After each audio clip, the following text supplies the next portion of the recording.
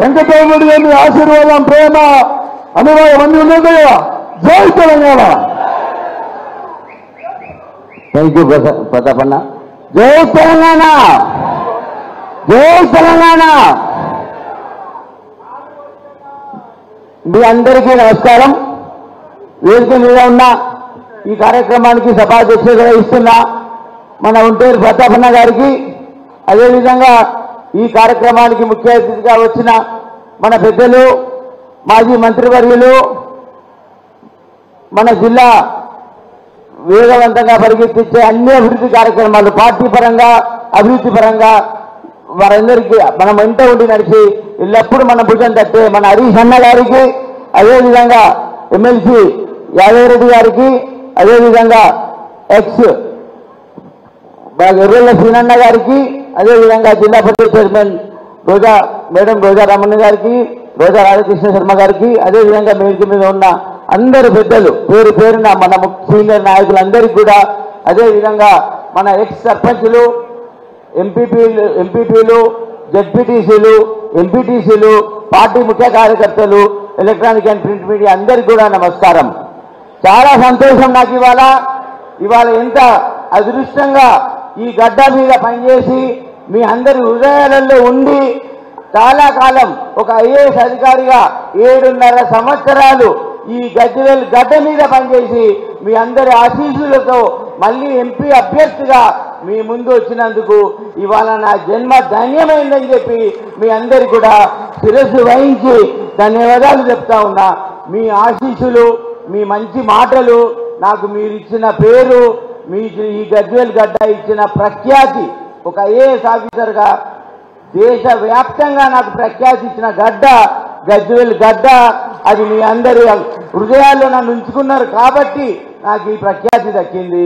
ఈ అభివృద్ధిలో పాలు పంచుకునే అవకాశం నాకు కేసీఆర్ సారు, మన హరీష్ రావు సార్ ఇచ్చినందుకు ఇవాళ నేను మీ ముందు ఎంపీ అభ్యర్థిగా ఉన్నా. సో నా పరిచయం మీకు ఎక్కువ అవసరం లేదు, నేను సమయం వృధా చేయను. ఆ పరిచయం తప్పి నేను ఎంపీగా మీకు ఏ విధంగా ఉపయోగపడతాను, నన్ను ఎందుకు ఎంపీగా గెలిపించుకోవాలని నేను మీకు అభ్యర్థన చేసుకుంటాను. నా ఆలోచన విధానాన్ని మీకు చెప్తాను. దయచేసి ఒక 5 నిమిషాలు నేను చెప్పే కార్యక్రమాలు శ్రద్ధగా వినండి. మీరు అవసరం ఉంటే రికార్డ్ చేసుకోండి. రేపొద్దున నేను అవి మీకు అమలు చేయకుండా నన్ను రోడ్డు మీద నిలదీయండి అని చెప్పేసి మీ అందరికీ సభాముఖంగా తెలియజేస్తా ఉన్నా. దయచేసి నేను చెప్పింది అందరూ మీ సెల్ ఫోన్లలో రికార్డ్ చేసుకోండి. మీరు నేను ఏదైతే కార్యక్రమం ఇస్తా ఉన్నానో గెలిచిన తర్వాత ఆ మాట, ప్రతి మాట మీ ముందు కార్యరూపంలో ఉంటుందని చెప్పేసి ఈ సభాముఖంగా మీ అందరికీ శిరస్సు వహించి నేను మీ అందరి జీవనాలు కావాలని కోరుకుంటా ఉన్నాను. నాకు ఇవాళ ఒక సీనియర్ ఐఏఎస్ అధికారిగా, దేశ ప్రఖ్యాత ఒక మంచి కలెక్టర్గా దేశంలోనే మంచి ప్రఖ్యాతి ఇచ్చిన ఈ ప్రాంతం నుంచే నేను పార్లమెంటులో అడుగుపెట్టే అవకాశం రావడంతోనే నా జన్మ ఈ గడ్డ మీదనే కంప్లీట్ అవుతుందని చెప్పేసి, ఈ గడ్డకు నేను కృతజ్ఞతను ఉంటా అని చెప్పేసి, గజ్వేల్ ప్రాంత వాసులకు నేను ఎప్పుడు రుణపడి ఉంటానని చెప్పేసి మీ అందరికి కూడా సభాముఖంగా తెలియజేస్తా ఉన్నా. అయితే ఎంపీగా నేను చేయడానికి నాకు అనేక అవకాశాలు ఉన్నాయి. ఒక విద్యావేత్తగా పోటీ పరీక్షలలో పరీక్ష రాసి స్టేట్ ర్యాంక్ తెచ్చుకొని ఒక డిప్యూటీ కలెక్టర్గా హోదాలో ప్రభుత్వంలో చేరి 25 సంవత్సరాల సుదీర్ఘ పరిపాలన చేసిన తర్వాత ప్రభుత్వ విధి విధానాలు ఎలా ఉంటాయి, ప్రభుత్వ పాలసీలు ఎలా తయారు చేస్తారు, ప్రభుత్వ పథకాల అమలు ఏ విధంగా ఉంటుంది, నిరుపేద ప్రజల సమస్యలు ఏ విధంగా ఉంటాయి, అధికార యంత్రాంగం నిరుపేద సమస్యలు ఏ విధంగా పరిష్కారం చేయగలుగుతారు, ఎంత మంచిగా పరిష్కారం చేయగలుగుతారు, ఎంత వేగంగా పరిష్కారం చేయగలుగుతారని తెలిసిన వ్యక్తిగా ఇవాళ నేను మీ ముందు ఉండి నన్ను ఎంపీగా గెలిపించాలని నేను మిమ్మల్ని అభ్యర్థిస్తూ ఉన్నాను. అదే కాకుండా ఎంపీగా చేస్తున్నప్పుడు నాకు ఎంపీగా కాంటాక్ట్ చేయమని మన కేసీఆర్ సార్ నాకు ఆదేశాలు ఇచ్చినప్పుడు, హరీష్ రావు సారు నువ్వు ఖచ్చితంగా కాంటాక్ట్ చేయాలి అని చెప్పినప్పుడు, కేటీఆర్ గారు హరీష్ రావు సారు వారి మీటింగ్లో నన్ను ఆదేశించినప్పుడు, గౌరవ కేసీఆర్ సార్ దగ్గరికి వెళ్ళినప్పుడు నాకు ఒక మాట చెప్పారు. నువ్వు ప్రజల మనిషివి, 18 గంటలు ఖచ్చితంగా కష్టపడి పనిచేసే వ్యక్తిత్వం ఉన్న వ్యక్తివి, నిన్ను ప్రజలు కాదనుకుంటారా వెంకట్రామ్, నువ్వు ఖచ్చితంగా గెలిచి తీరుతావని చెప్పేసి మన కేసీఆర్ గారి బ్లెస్సింగ్స్తో, హరీష్ రావు గారి పూర్తి వాటి బ్లెస్సింగ్స్తో నేను మీ ముందున్నాను ఇక్కడ. సో నేను చేసే కార్యక్రమాలు ఎంపీగా, విద్యావేత్తగా ఈ ప్రాంతం కొరకు అందరికన్నా మెరుగ్గా, అందరి అభ్యర్థుల కన్నా మెరుగ్గా, అందరికన్నా విద్యా అవకాశాలు ఎక్కువ ఉన్నాయి, పని అనుభవం ఉంది, ఒక ఐఏఎస్ ఆఫీసర్గా మీ ముందున్నాను కాబట్టి, మీ అందరికీ సుపరిచితుంది కాబట్టి అందరికన్నా ఎక్కువ పనిచేస్తానని చెప్పి మీకు హామీ ఇస్తా ఉన్నా. పార్లమెంటులో నా గలం విప్పగలుగుతా, సబ్జెక్టుల మీద అవగాహన ఉంది, వ్యవహారాలు తెలిసిన విషయాన్ని తెలుసు.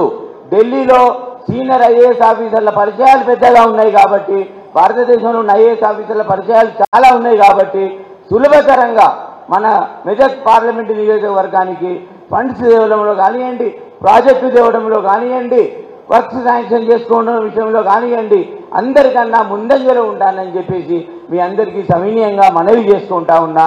మీరు నాకు ఓటేసి గెలిపించినట్టయితే తప్పకుండా ఈ గడ్డ వాణిని నేను పార్లమెంట్లో వినిపించడమే కాకుండా అందరికన్నా ఎక్కువ పనిచేస్తానని చెప్పేసి వాగ్దానం చేస్తా ఉన్నా.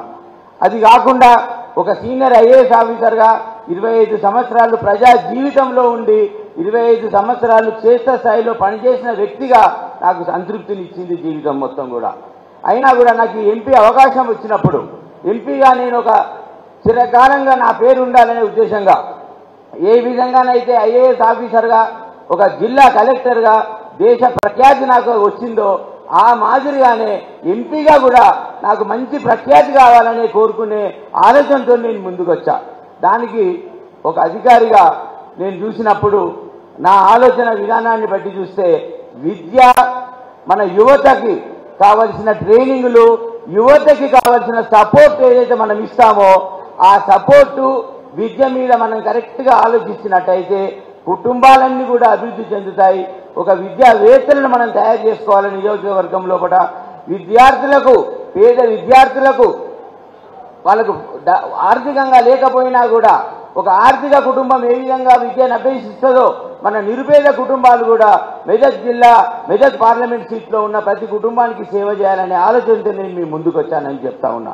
దానికి నేను పీవీఆర్ ట్రస్ట్ అని, ఆ ట్రస్ట్ ఆలోచన మన హరీష్ అన్న దగ్గర ఉన్నప్పుడు నేను ఏం చేయాలి సార్, నాకు కొన్ని ఆలోచనలు ఉన్నాయి, కొంత ట్రస్ట్ పెడతానని నాకు హరీష్ అన్న చెప్పినప్పుడు నాకు హరీష్ అన్న సూచనలు ఇచ్చారు. వారు ఇచ్చిన సూచనలు 2: నువ్వు విద్య మీద ఫోకస్ చెయ్యు, యూత్ మీద ఫోకస్ చెయ్యు, మంచి అవకాశాలు ఉన్నాయి, నీకు సబ్జెక్ట్ ఉంది, చేయగలిగే తపన ఉంది, చేసే పట్టుదల ఉందని చెప్పి నాకు హరీష్ అన్న బ్లెస్సింగ్స్తో నేను ఈ కార్యక్రమాలు మీకు తీసుకొస్తా ఉన్నా. సో అక్కడ ట్రస్ట్తో నేను చేయాల్సినవి 5 విషయాలు చెప్తాను. మొదటిది,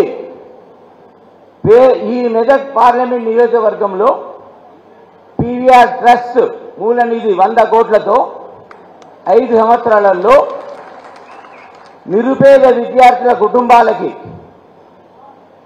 ఫీజులు కట్టడానికి కానివ్వండి, ఆర్థికంగా సాయం చేయడం కానివ్వండి, ఆ ట్రస్ట్ నుంచి చేస్తాను. కార్యకర్తలు చెప్పిన వాళ్లకు, నియోజకవర్గంలో నిరుపేద కుటుంబాలకు, మన ప్రజాప్రతినిధులు చెప్పిన వాళ్లకు నేను సాయం అందిస్తానని చెప్పి చెప్తా ఉన్నాను. రెండవది, నేను ఎందుకు విద్య మీద అడుగుతున్నానంటే, కలెక్టర్గా ఉన్నప్పుడు, వివిధ అధికార హోదాలో ఉన్నప్పుడు చాలామంది 70,000 రూపాయలు పోయిన సంవత్సరం కట్టాను ఇంజనీరింగ్ ఫస్ట్ ఇయర్లో. సెకండ్ ఇయర్లో మొదటిసారి చేసిన అప్పు ఇంకా అట్లే ఉంది సార్, సెకండ్ ఇయర్లో 70,000 నా దగ్గర లేవు, ఏదైనా సహాయం చేయండి అని చెప్పి కలెక్టర్గా ఉన్నప్పుడు ఎన్నో వెయ్యిల కుటుంబాలు నా దగ్గరికి వచ్చి సాయం తీసుకున్న రోజులు ఉన్నాయి. మరి నేను ఎంపీగా ఇంకా అంతకన్నా ఎక్కువ చేసే అవకాశం నాకు ఉంది కాబట్టి ఇవాళ నేను మీ ముందుకు వచ్చి ఆ కార్యక్రమం తీసుకున్నా. రెండవ ప్రోగ్రాం, మన జిల్లాలో మన మెదక్ పార్లమెంట్ నియోజకవర్గంలో ఉన్న యూత్కి, అది విద్యార్థులకు, అదేవిధంగా యూత్కి కాంపిటేటివ్ ఎగ్జామ్స్, పోటీ పరీక్షలు చేసి నేను ఉత్తీర్ణ అయ్యాను కాబట్టి, పోటీ పరీక్షలు చేసి నేను ఐఏఎస్ అయ్యాను కాబట్టి, ఇది జిల్లా కలెక్టర్ అయ్యాను కాబట్టి, పోటీ పరీక్షలు ఎప్పుడైతే నోటిఫికేషన్స్ వస్తాయో ఆ నోటిఫికేషన్స్ వచ్చినప్పుడు ప్రతి నియోజకవర్గ కేంద్రంలో, అన్ని 7 నియోజకవర్గ కేంద్రాలలో కోచింగ్ సెంటర్లు మన యువతకు పెడతాను, విద్యార్థులకు పెడతానని చెప్పేసి నేను మీకు హామీ ఇస్తా ఉన్నా. ఎందుకంటే నాకు పోటీ పరీక్షల్లో రాసే అనుభవం ఉంది, పోటీ పరీక్షల ద్వారా నేను ఇవాళ మీకు మీ ముందు ఉన్నాను. సో ఏ సబ్జెక్టు స్పెషలిస్టులు కానివ్వండి, ఎక్స్పర్ట్స్ కానివ్వండి, మంచి విద్యావంతులను తీసుకొచ్చి ప్రొఫెసర్లను తీసుకొచ్చి లెక్చరర్లను తీసుకొచ్చి ట్రైనింగ్ ఇన్స్టిట్యూట్స్ కాన్స్టిట్యూన్సీ లెవెల్లో పెట్టి ఈ పోటీ పరీక్షలకు మన నిరుపేద విద్యార్థులకు స్టడీ మెటీరియల్ ఉచితంగా ఇచ్చి వాళ్ళందరినీ కూడా శిక్షణ ఇస్తానని చెప్పేసి చాలా మంది వెంకటరామరెడ్డిలను తయారు చేస్తా అని చెప్పేసి నేను ఈ సభాముఖంగా మన యువతకు మనవి చేస్తా ఉన్నా. దయచేసి ఇవాళ మన పార్టీ కార్యకర్తలు మీ గ్రామాలకు వెళ్ళినప్పుడు మీరు ఒక మీటింగ్ ఇవాళ సాయంత్రం పెట్టి ఇవాళ ఏమైతే నేను అజెండా నుంచి మీ ముందు వచ్చానో మీ గ్రామంలో ఉన్న విద్యార్థినులకు అందరికీ కూడా నా విషయంగా నా పరంగా మీరు చెప్పాలని చెప్పి పేరున మిమ్మల్ని కోరుకుంటా ఉన్నాను. రెండవది, మన స్కిల్ అంటే 35 సంవత్సరాల లోపు ఉన్న మన వ్యక్తులందరికీ కూడా యూత్ అందరికీ కూడా స్కిల్ డెవలప్మెంట్ చేయాలి. నా ఆలోచన ఏంటంటే భగవంతుడు మనకు జన్మనిచ్చినప్పుడు ప్రతి ఒక్కరికి కూడా మేధస్సు సమానంగా ఇస్తాడు. ఆయన ఈ ఫలానా వాళ్ళకి మేధస్సు తక్కువ ఎక్కువ అని ఇవ్వడు. జీవితంలో వచ్చిన అవకాశాన్ని కోల్పోతే భగవంతుడిచ్చిన అవకాశాన్ని కోల్పోతే కొంతమంది వెనుకలు ఉంటారు. భగవంతుడిచ్చిన అవకాశాన్ని చేయి పట్టుకొని ముందుకెళ్తే ఆ జీవితంలో కొంతమంది ముందుంటారని గట్టిగా విశ్వసించే వ్యక్తిని నేను. అందుకొరకని చెప్పి కొంతమంది పేద కుటుంబాలు ఉంటాయి, వాళ్ళకి హైదరాబాద్కి వెళ్ళి ట్రైనింగ్ చేసే అవకాశం రాదు. హైదరాబాద్కి వెళ్ళి రూమ్ కిరాయి తీసుకొని తల్లిదండ్రులకు భారం అవుతుందని చెప్పి వాళ్ళు అటు కాకుండా గ్రామాలలోనే పట్టణాలలోనే నివసించి మంచి విద్యాభ్యాసం పొందకుండా మంచి ట్రైనింగ్ ఇన్స్టిట్యూట్లలో జాయిన్ కాకుండా వాళ్ళ జీవితం కూడా పాపం కరెక్ట్గా వినియోగించుకుంటలేరు. వాళ్ళ కొరకు స్కిల్ డెవలప్మెంట్ నైపుణ్యంలో వాళ్ళకి ఇవ్వడానికి స్కిల్ డెవలప్మెంట్ సెంటర్స్ కూడా ప్రతి కాన్స్టిట్యున్సీలో ఈ 100 కోట్ల నుంచి ఖర్చు పెడతానని చెప్పేసి మీకు తెలియజేస్తా ఉన్నా. ఈ 100 కోట్ల నుంచి వాళ్ళ స్కిల్ డెవలప్మెంట్ ట్రైనింగ్స్ ఇచ్చి గ్రాడ్యుయేట్స్ కానివ్వండి, ఇంటర్మీడియట్లో స్టాప్ చేసిన వాళ్ళకి కానివ్వండి, యువతకు కానివ్వండి, వివిధ ప్రైవేట్ కంపెనీలో ఉద్యోగాలు వచ్చే విధంగా ఉన్నతమైన ఉద్యోగాలు ఇచ్చే విధంగా వాళ్ళకి స్కిల్ డెవలప్మెంట్ సెంటర్స్ పెట్టి 6 నెలలకు ఒకసారి ప్రతి కాన్స్టిట్యున్సీ హెడ్ క్వార్టర్లో మన స్థానిక గౌరవ ప్రజాప్రతినిధులు ఎమ్మెల్యే గారి ఆధ్వర్యంలో ప్రతి కాన్స్టిట్యున్సీలో కూడా జాబ్ మేళా నిర్వహించి నాకున్న పరిచయాలలో కంపెనీలకు బదిలాడుకొని కంపెనీలందరినీ అక్కడ తెచ్చి 100ల కొద్దీ 1000ల కొద్దీ మన యువతకు ఉద్యోగాలు ఇప్పిస్తున్నానని చెప్పి ఒక మాజీ కలెక్టర్గా ఈ గడ్డ మీద నాకు ప్రఖ్యాతి వచ్చింది కాబట్టి ఈ గడ్డకు నేను రుణం తీసుకోవాలనే ఉద్దేశంతో నేను ఇవాళ ఆ కార్యక్రమాలు మీ ముందు ఉంచుతున్నాను. అందరికీ కూడా తెలియజేయండి. జాబ్ మేళాలలో పెట్టేదానికి జాబ్ హైదరాబాద్లో చేయాలంటే నైపుణ్యం కావాలి కాబట్టి ఆ స్కిల్ డెవలప్మెంట్ సెంటర్స్ కూడా పెట్టి వారికి ట్రైనింగ్ ఇచ్చి ప్రైవేట్ కంపెనీలో వాళ్ళకి ఉద్యోగ అర్హత కల్పించి ప్రైవేట్ కంపెనీలో జాయిన్ చేస్తానని చెప్పి మీకు అవకాశం చెప్తా ఉన్నాను. ఈ విధంగా యూత్కి ప్రోగ్రాం, మహిళా విద్యార్థినులకు ప్రోగ్రాం, పేద విద్యార్థులకు చదువుకు చేసే విధంగా ప్లాన్ చేసుకుంటున్నాం. ఇంకొకటి కార్యకర్తల కొరకు, నిరుపేద కుటుంబాలు గ్రామాలలో ఉండే కొరకు మనకు ఇంకొక ప్రోగ్రాం ఉంది. ప్రతి ఏడు ఈ ట్రస్ట్ ఏదైతే పెడతా అన్నానో జూన్ 4 నాడు మనం ఎంపీగా డిక్లేర్ కాబోతూ ఉన్నాం. అనుమానం ఉందా? గెలుపు ఖాయమా? 100% ఖాయం. సో అక్కడే చూసినట్టయితే జూన్ 4 నాడు మనకు రిజల్ట్స్ వస్తూ ఉన్నాయి. జూలై 4 లోపు హరీష్ అన్న సమక్షంలో ప్రతి నియోజకవర్గ కేంద్రంలో ట్రస్ట్ ఆవిర్భావ సభలు ఏర్పాటు చేస్తానని చెప్పేసి మీ అందరికీ మాటలు ఇస్తా ఉన్నా. మీరు రికార్డ్ చేసుకుంటా ఉన్నారు. జూన్ 4 తర్వాత నన్ను నిలదీయండి, ప్రశ్నించండి, నేను మీకు జవాబుదారంగా ఉంటాను. ఎట్టి పరిస్థితుల్లో జూన్ 4 లోపు నేను ట్రస్ట్ ఆవిర్భావ సమావేశాలు ఘనంగా ఏర్పాటు చేసుకుంటామని చెప్పి మీ అందరికీ చెప్తా ఉన్నా. అదేవిధంగా ఇంకొక ప్రోగ్రాం, ఈ 7 నియోజకవర్గ కేంద్రాలలో నేను గెలిచిన 9 నెలల లోపు ప్రతి నియోజకవర్గ కేంద్రంలో 2 కోట్ల రూపాయలు ఖర్చు చేసి ఇలాంటి ఫంక్షన్ హాల్స్ పెట్టి అందులోనే నా ఎంపీ ఆఫీస్ పెట్టుకొని అందులోనే మన పేద కార్యకర్తల కుటుంబాలకు, మన కార్యకర్తలు 20 సంవత్సరాలు 15 సంవత్సరాలు మన వెంబడి తిరుగుతూ ఉన్నారు. వారి ఇంట్లో శుభకార్యం అవుతుంది, మరి వారికి ఏ విధంగా ఆదుకోవాలి? అందుకొరకని చెప్పి ఒకటే రూపాయి ఫీజు పెట్టి ఛార్జ్ పెట్టి వాళ్ళందరికీ కూడా ఉచితంగా ఆ శుభకార్యాల కొరకు ఆ ఫంక్షన్ హాల్ వాళ్లకు ఇస్తానని చెప్పేసి వాళ్ళు స్వేచ్ఛగా ఆ ఫంక్షన్ హాల్ వినియోగించుకోవచ్చు అని చెప్పి సభాముఖంగా మీకు నేను ప్రామిస్ చేస్తా ఉన్నా, వాగ్దానం చేస్తా ఉన్నా. దానివల్ల మన కార్మికులకు, మన కార్యకర్తలకు, మన కుటుంబాలకు, పేద కుటుంబాలకి 50,000 70,000 ఒక శుభకార్యం కొరకు ఫంక్షన్ హాల్ కట్టాల్సిన డబ్బులు ఉండవు. కరెంటు బిల్లు నేనే కట్టుకుంటాను, ఫర్నిచర్ బిల్లు నేనే చేసుకుంటాను, వంటక సామాగ్రి వాడుకున్నందుకు కూడా ఫీజులు ఏమి ఇవ్వకుండా, క్లీనింగ్ ఏమి లేకుండా ₹1 చేసి పేరు నమోదు చేయడానికి కొరకు ₹1, ఫలానా వ్యక్తి ఆ రోజు వాడుకున్నందుకు లెక్క తెలవాలి కాబట్టి ₹1 వసూలు చేస్తాను అని చెప్పి సవినయంగా మీకు మనవి చేస్తా ఉన్నా. అదే కాకుండా మన నియోజకవర్గంలో ఉన్న నిరుపేద కుటుంబాలు, మన కార్యకర్తలు కానివ్వండి, మన ప్రజాప్రతినిధులు కానివ్వండి, వాళ్ళు ఫలానా వ్యక్తికి మీరు ఇవాళ ఫంక్షన్ హాల్ ఇవ్వండి సార్ అని చెప్తే వాళ్ళు చెప్పిన వాళ్లకు నిరుపేద కుటుంబాలకు అన్నిటికి కూడా ఈ ఫంక్షన్ హాల్ కేంద్రంగా ఉంటుంది, వాళ్ళందరూ కూడా సద్వినియోగం చేసుకోవచ్చు అని చెప్పి హామీ ఇస్తా ఉన్నా.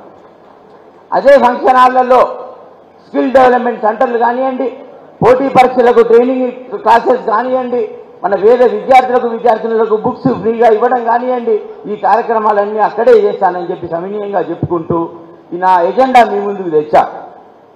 భగవంతుడు నాకు ఉమ్మడి కుటుంబం ఇచ్చాడు, భగవంతుడు నాకు ఉమ్మడి ఆస్తి ఇచ్చాడు, భగవంతుడు నాకు ఇచ్చిన కుటుంబ స్ట్రెంత్, అన్నదమ్ములందరం కూర్చొని నేను ఎంపీగా కంటెస్ట్ చేస్తున్నప్పుడు, ఒక ఐఏఎస్ ఆఫీసర్గా చేస్తున్నప్పుడు, మాజీ కలెక్టర్గా ఉండి నేను అక్కడే ఎంపీగా చేసే అరుదైన అవకాశం నాకు వచ్చింది కాబట్టి నా కుటుంబం సహాయం చేయాలి అన్నప్పుడు నాకు అన్నదమ్ములు, నా 30 మంది కుటుంబ సభ్యులు ఏకగ్రీవంగా 100 కోట్లు నీకు ఇస్తామని చెప్పేసి వాళ్ళ హామీ తీసుకొని వాళ్ళ తరఫున నేను మీకు హామీ ఇస్తా ఉన్నానని చెప్పి సవినయంగా మనం చేస్తా ఉన్నా. ఇవన్నీ కార్యక్రమాలన్నీ మీకు చెప్తూ మీరందరి జీవనాలు నాకు ఉండాలి. హరీష్ అన్న గారు, కేసీఆర్ సారు, కేటీఆర్ సార్ ఆదేశాల మేరకు నేను మీ ముందు వచ్చాను. హరీష్ అన్న గారు నాకు ఒకటే చెప్పారు, వెంకట్రామ్ కలెక్టర్గా నీ పని చూసా, నేను ఈ జిల్లాలో అడుగు పెట్టడం హరీష్ అన్న గారి ప్రోద్బలంతోనే నేను ఈ జిల్లాలో జాయింట్ కలెక్టర్గా నా జీవితాన్ని స్టార్ట్ చేసుకున్నాను. జాయింట్ కలెక్టర్గా హరీష్ అన్న గారు తీసుకొచ్చిండ్రు, కలెక్టర్గా మళ్ళీ హరీష్ అన్న, కేసీఆర్ సార్ నన్ను సిద్దిపేట జిల్లాలో పెట్టారు. వారిద్దరి వల్ల ఇవాళ నేను ఎంపీ అభ్యర్థిగా మీ ముందున్నాను. సో మీ గుండెల్లో ఉంటా, మీ కుటుంబ సభ్యునై ఉంటా, మీ సేవలో ఉంటా. దయచేసి నన్ను ఆశీర్వదించండి. భారీ మెజారిటీతోని, 1,00,000 మెజారిటీతో నన్ను ఇక్కడ గజ్వేల్ గడ్డలో గెలిపియండి అని చెప్పి మీ అందరికీ పేరు పేరున నమస్కరిస్తా ఉన్నా, పేరు పేరున కోరుకుంటా ఉన్నా. మీ అందరితో పాటు ఉండి నా జీవితంలో ఒకటే ఆశయం, ఎంపీగా ఉన్నప్పుడు ఎంతమంది అయితే పార్లమెంట్లో ఎంపీగా ఉంటారో అంతకన్నా మన మెదక్ నియోజకవర్గంలో నిరుపేద కుటుంబాలు, పార్టీ క్యాడర్ సంతోషంగా ఉండాలనే కోరిక తప్పితే నాకు ఇంకా ఏ కోరిక లేదని చెప్పేసి సవినయంగా మీకు మనవి చేస్తా ఉన్నా. పార్లమెంట్ నియోజకవర్గం చాలా పెద్దది, 7 నియోజకవర్గాలు ఉన్నాయి. మళ్ళీ మీతో సమావేశమయ్యే అవకాశం నాకు రాకపోవచ్చు, తిరగాల్సిన అవసరం ఉంది. కాబట్టి మీ దీవెనలందరూ నాకు ఇస్తారా? పీవీఆర్ విజయం తగ్గమనండి, పీవీఆర్ గట్టిగా. Thank you.